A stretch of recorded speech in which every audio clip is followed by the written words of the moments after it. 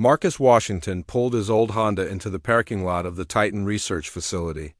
The morning sun made the glass building shine like a mirror. At 67 years old, Marcus moved slowly but with purpose. His dark skin showed lines from years of working under harsh lights in NASA labs. His gray hair was cut short and neat, the way it had been during his 20 years in the Air Force. He reached for his security badge hanging around his neck. The plastic card had his photo and clearance level printed in bold letters. Marcus had been coming to this facility for 3 months now. Every time he showed his badge. Every time the guards let him through. Today felt different. 2 Security. Guards stood near the main entrance. The younger one, a man named Billy Peters, had blonde hair and suspicious eyes. The older guard, Ron Hayes, usually waved Marcus through with a smile, but today Ron was not there. Only Billy stood by the door, talking on his radio. Marcus walked toward the entrance, his black briefcase in one hand. The briefcase contained important documents about Project Sentinel. Few people knew what Project Sentinel really was.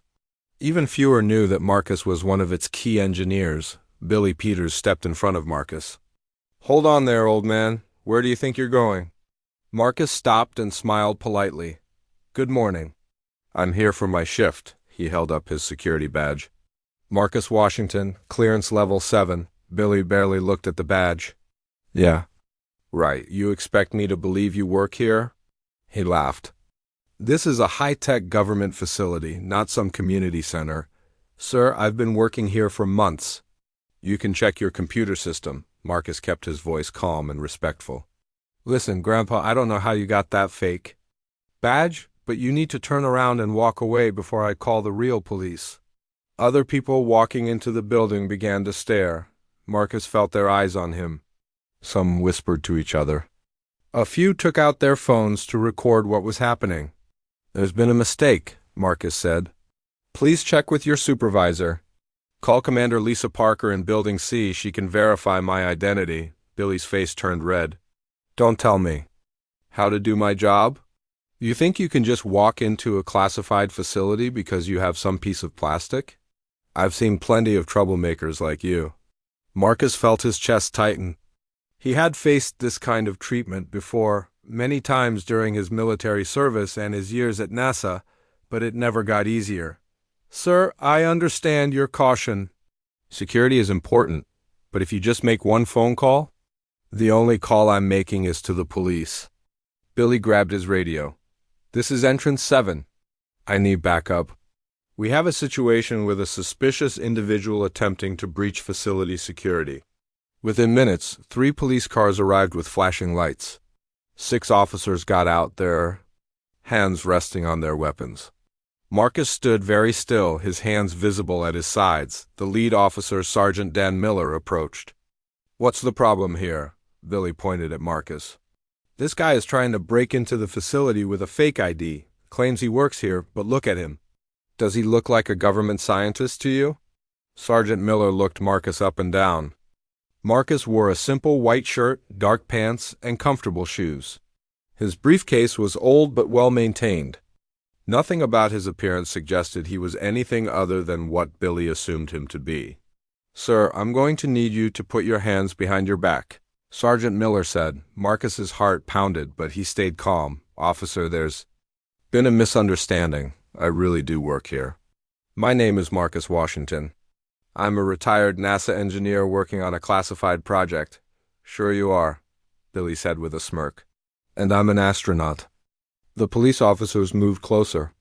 More people gathered to watch. Some held up their phones, recording everything. Marcus felt ashamed and angry, but he knew that showing either emotion would only make things worse. Then Sergeant Miller's radio crackled with an urgent message. "All units, we have reports of a SWAT situation at the Titan Research Facility. Team Alpha 7 is en route." Marcus closed his eyes. Things were about to get much worse. The black armored truck roared into the parking lot. Its heavy wheels made the ground shake as it stopped near the crowd. 8 men in full tactical gear jumped out. They wore black helmets, body armor, and carried assault rifles. The letters, SWAT were painted in white across their chests. Commander Jake Morrison stepped out of the truck. He was a tall man with sharp blue eyes and a stern face. He had led SWAT Team Alpha 7 for 10 years. To him, this looked like a routine call about someone trying to break into a government building. The crowd of onlookers stepped back as the SWAT team spread out. Their boots made heavy sounds on the concrete. Marcus stood perfectly still, his hands still visible. He knew that any sudden movement could be dangerous. "What do we have here?" Commander Morrison asked Sergeant Miller. "Suspect tried to enter the facility with what appears to be fake credentials," Miller replied. "Security guard says he's been acting suspicious." Morrison looked at Marcus. He saw an older black man in simple clothes holding a briefcase. Nothing about Marcus seemed threatening, but Morrison had learned not to judge situations too quickly. "Sir, I need you to slowly place your briefcase on the ground and step away from it," Morrison ordered. Marcus nodded. "Of course, Commander." He bent down carefully and placed the briefcase on the pavement. Then he took 3 steps back. "Now I need you to remove any items from your pockets. Do it slowly." Marcus reached into his shirt pocket first. He pulled out a pen and placed it on the ground. From his pants pocket, he took out his wallet and car keys. The SWAT team watched every movement. "Is that everything?" Morrison asked. Marcus hesitated. His right jacket pocket contained something very important. Something that most people would never understand. "There is one more item, Commander. But I should explain what it is before I remove it." Billy Peters laughed. "Probably another fake ID?" Morrison held up his hand for silence. "What kind of item?" "It's a communication device, part of my work equipment. It may look unusual, but it's completely safe." "All devices could be weapons," Morrison said. "Remove it slowly. Keep your other hand visible." Marcus took a deep breath. He had hoped this day would never come. For months, he had carried the device without anyone knowing. It was supposed to remain secret unless there was an emergency. But right now, it might be the only thing that could prove who he really was. He reached into his jacket pocket. The device felt warm against his fingers. It was about the size of a smartphone, but much heavier. Its surface was made of a metal that did not exist on Earth. Strange symbols were carved into its dark surface. The SWAT team tensed as Marcus slowly pulled out the device. It looked like nothing they had ever seen before. The metal seemed to shift colors in the sunlight. The symbols appeared to move and change. "What the hell is that?" one of the officers whispered. Marcus held the device carefully. "This is going to be hard to believe." Suddenly the device began to glow. A soft blue light came from the symbols. The light grew brighter and brighter. Everyone in the parking lot stopped talking. Even the traffic on the nearby road seemed to slow down. "Nobody move!" Morrison shouted, raising his rifle, but Marcus remained calm. The device was responding to something. Something that was not on Earth. Something that was getting closer. The blue light formed a small beam that shot upward into the sky. Then, above their heads, a holographic image appeared. It showed the darkness of space, with tiny dots of light. That looked like stars, but these dots were moving. They were moving toward Earth. Marcus looked directly at Commander Morrison. His voice was steady and clear. He spoke 5 words that would change everything. "They are coming for you?" The holographic display zoomed in on the moving dots. They were not stars, they were ships, dozens of them. Large, dark ships with strange shapes that no human had ever built. They were still far away, but they were heading straight for Earth. Morrison lowered his rifle slightly. His mouth fell open. Around the parking lot, people began to scream. The holographic ships hung in the air above the parking lot. People pointed and stared with wide eyes, and some ran to their cars. Others stood frozen in shock. The blue light from Marcus's device cast strange shadows on everyone's faces. "Commander." Morrison kept his rifle pointed down but ready. His mind raced as he tried to understand what he was seeing. In 10 years of SWAT operations, he had never encountered anything like this. "What is that thing?" Morrison demanded, pointing at the device in Marcus's hands. Marcus looked at the panicked crowd around them. "Commander, I need you to call NORAD immediately." Ask for General Patricia Stone. Tell her that Sentinel Protocol has been activated. I'm not calling anyone until you explain what's happening here, Morrison said. My name is Marcus Washington. I am the lead engineer for Project Sentinel. For the past 15 years, I have been working on Earth's defense against extraterrestrial threats. Billy Peters, the security guard, laughed nervously. Come on, this has to be some kind of trick.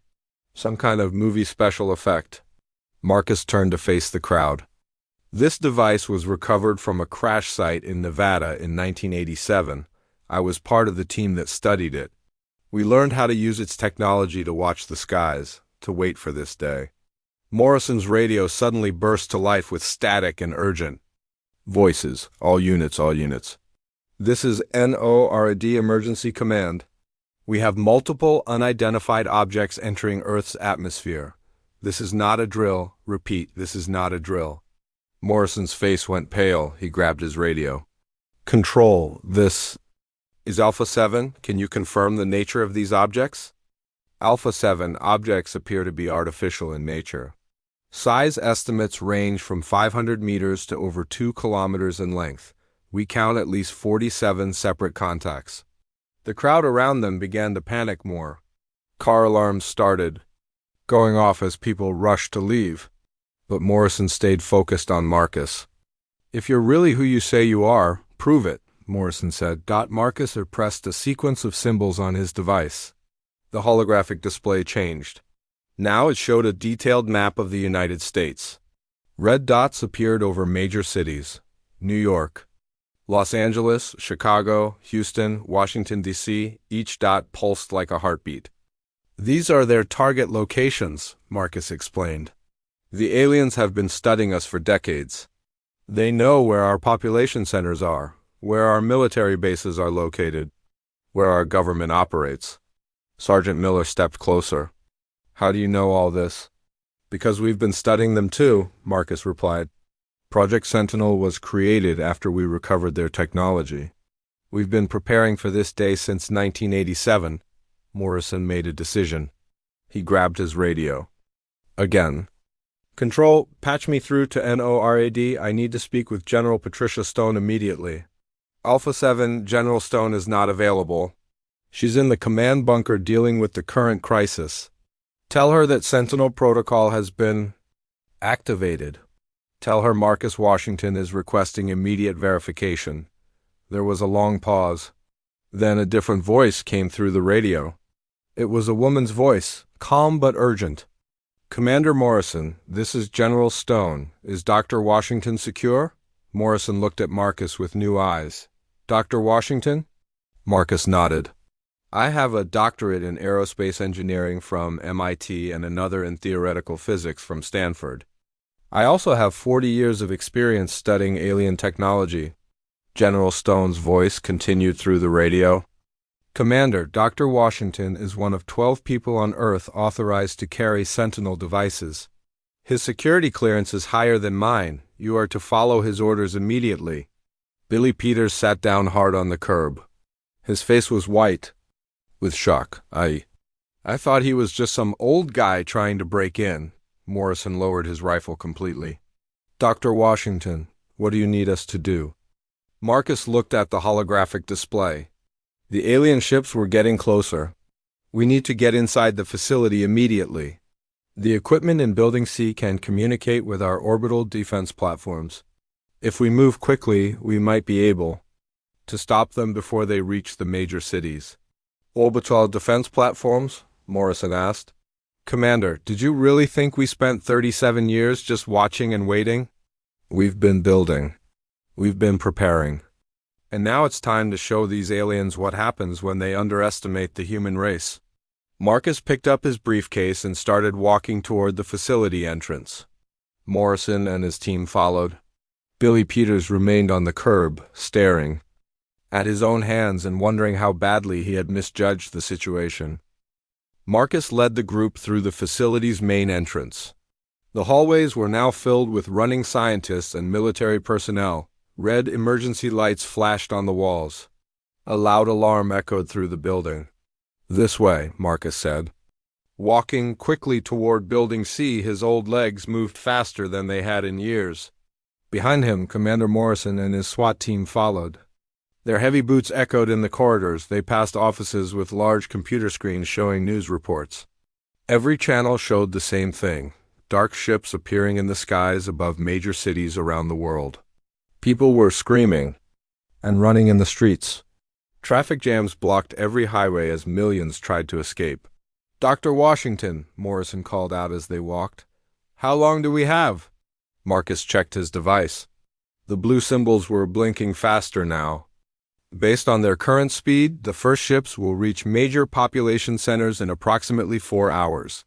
They reached a heavy steel door marked "Authorized Personnel Only." Marcus placed his hand on a scanner. The device read his palm.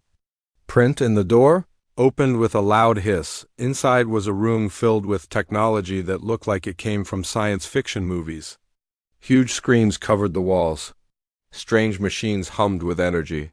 In the center of the room stood a large circular platform with alien symbols carved into its surface. "Welcome to Sentinel Command," Marcus said. 3 technicians were already working at computer stations. They wore military uniforms but no rank insignia. When they saw Marcus, they all stood up. "Dr. Washington," said a young woman with short red hair, "we've been waiting for you." "The quantum communicator is online and ready," Marcus nodded. "Thank you." Dr. Kelly Evans' status report. 47 alien vessels confirmed. They're maintaining formation as they approach. No response to our standard communication attempts. Morrison looked around the room in amazement. "How long has this place existed?" "Construction began in 1990, Marcus explained as he walked to the central platform. "We built it using technology recovered from 3 different crash sites. This room can communicate with our defense satellites and coordinate Earth's response to alien threats." Suddenly, all the screens in the room turned white. Then a face appeared. It was not human. The being had gray skin, large black eyes, and no visible nose. When it spoke, its voice was cold and mechanical.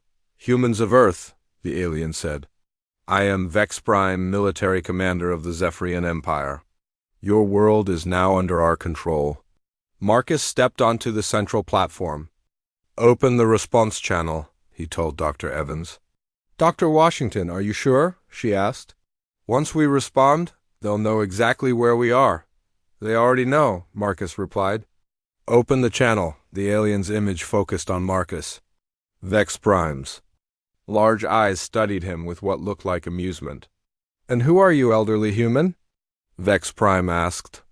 "I am Dr. Marcus Washington, speaking for the people of Earth. What do you want?" Vex Prime made a sound that might have been laughter. "What we want is simple. Your planet has resources we need. Your people will serve as workers. Those who cooperate will live. Those who resist will not. And if we refuse?" Marcus asked calmly. "Look around your planet, Dr. Washington. We have 47 warships in position above your major cities. Each ship carries enough firepower to destroy a continent. You have primitive weapons and no space fleet. Resistance is meaningless." Marcus smiled slightly. "You seem very confident." "We have studied your species for over 200 years. We know your capabilities. You are a young race with limited technology. Your governments fight among themselves. Your people are divided by meaningless differences. You pose no threat to the Zephyrian Empire." Behind Marcus, Commander Morrison whispered, "Doc, please tell me you have a plan." Marcus looked directly at Vex Prime through the screen. "You're right about one thing. We are a young race. But you've made one very serious mistake." "And what mistake is that?" Vex Prime asked, still sounding amused. "You assumed we've been sitting here doing nothing for the past 200 years. Marcus gestured to Dr. Evans. She pressed a series of buttons on her control panel. All around the room, new screens came to life. They showed images of space above Earth, but now, between the alien ships and the planet, other objects were appearing. Smaller ships, but clearly human-made, rising from hidden locations around the globe. Vex Prime's amusement vanished. "What? Are those vessels?" Those, Marcus said with a wider smile, are the ships we built using your own technology. Welcome to Earth, Commander. I hope you're ready for a real fight. Vex Prime's black eyes grew wider as he watched the human ships appear on his sensors.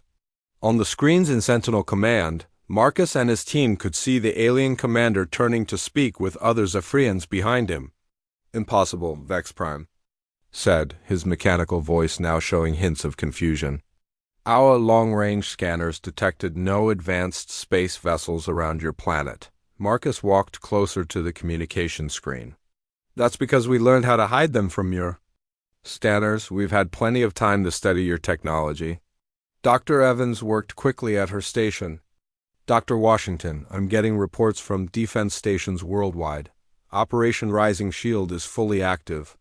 We have 63 defense platforms online and 42 interceptor ships launched.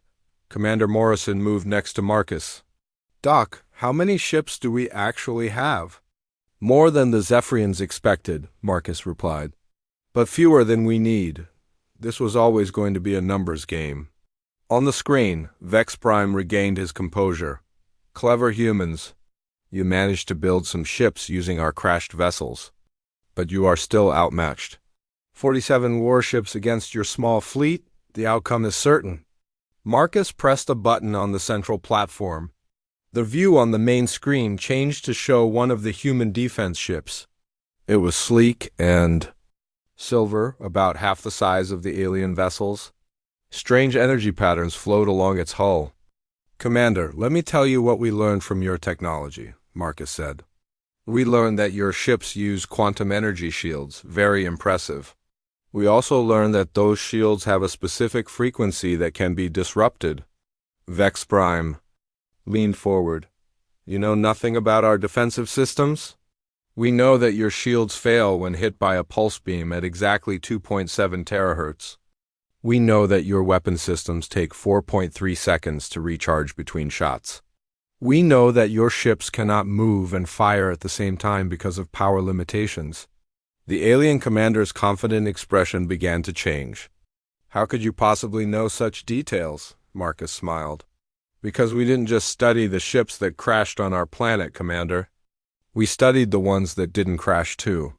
Dr. Evans spoke up from her station. Dr. Washington, we're receiving a priority message from the lunar base. Put it through, Marcus said. A new voice came through the speakers. It was human, with a slight British accent. Dr. Washington, this is Colonel Alan Brooks reporting from Luna Station. Our deep space monitoring array has been tracking Zephyrian fleet movements for the past 18 months.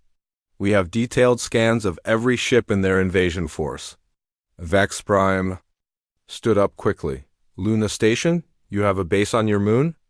We have bases in several places you didn't bother to look, Marcus replied. The problem with being so confident is that you stop paying attention to details.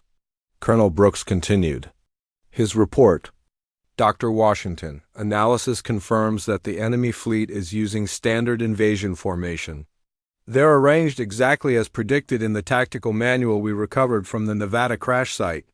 Commander Morrison whispered to Marcus, We have. Their instruction manual?